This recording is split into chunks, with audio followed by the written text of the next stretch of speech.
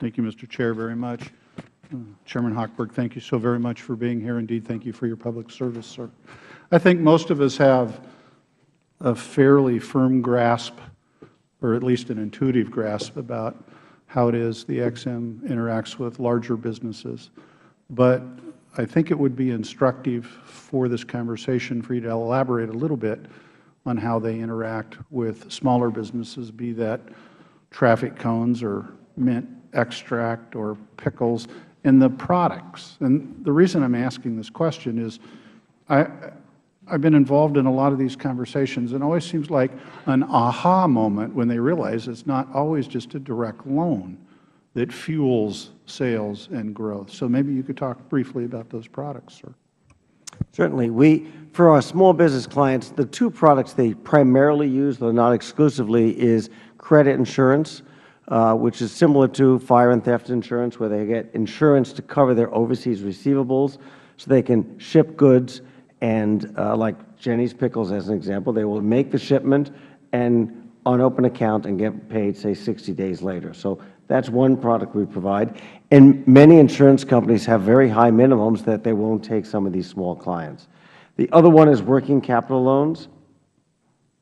We provide a working capital loan for a number of companies whereby they get the cash. We guarantee a bank up to 90% to induce the bank to make that working capital loan so that they can buy the raw materials so that they can essentially assemble the goods, extend the credit to their customer.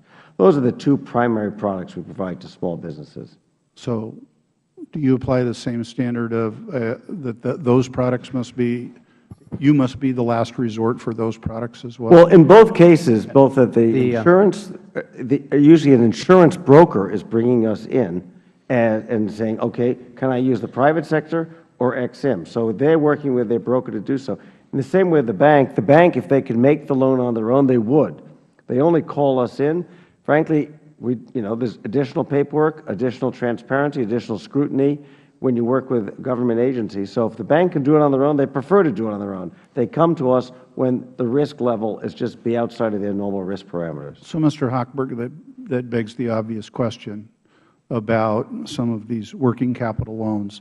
It's my understanding that these are generally for 1 year? Generally speaking, they're for 1 year. And if the bank expires on June 30, and if these working capital loans are of the last resort and therefore been made available only through you, what is going to happen to those small businesses when they hit the 365th day?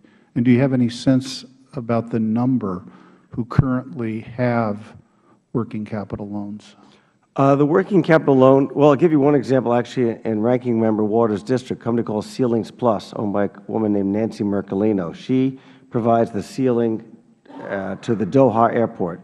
She used our working capital loan to support that export because she had to assemble all that material, ship it over to the airport, get it installed, and then get paid. She needed the working capital to keep that company going, and she's been a very extensive user of our working capital loan.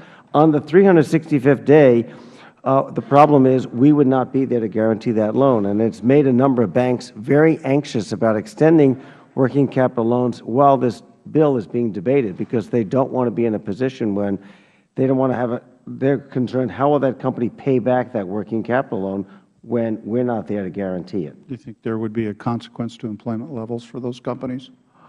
I do, and I'll read you a quote from a customer, Don Nelson, who was on the letter from the Chamber of Commerce sent, and he said, quote, this is Don Nelson, ProGauge Technologies in Bakersfield, California. He said, quote, nobody's going to take the place of EXIM. We're already working with a private bank. Without EXIM, we wouldn't have the collateral required for our projects, and revenues would go down by about 75%. I'd have to lay off between 50 and 60 people. EXIM is critical to our business.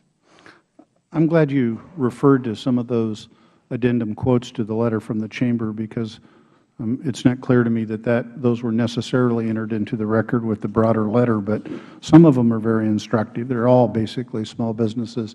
And I just might point out that we are virtually on the eve of National Small Business Week next week. A couple I found particularly instructive. A.J. Rose Manufacturing in Ohio We have used EXIM loan guarantees to build our business for engine parts. Normally, banks will not extend loans to cover a small company's overseas orders, but EXIM's guarantees allow us to do that. With those guarantees, we exported an additional $2.7 million in engine parts and hired 19 people. Davenport Aviation, lo and behold, also in Ohio. We're in turbo growth mode right now, and we need cash. Cash life cycles can be long when dealing with markets in developing countries.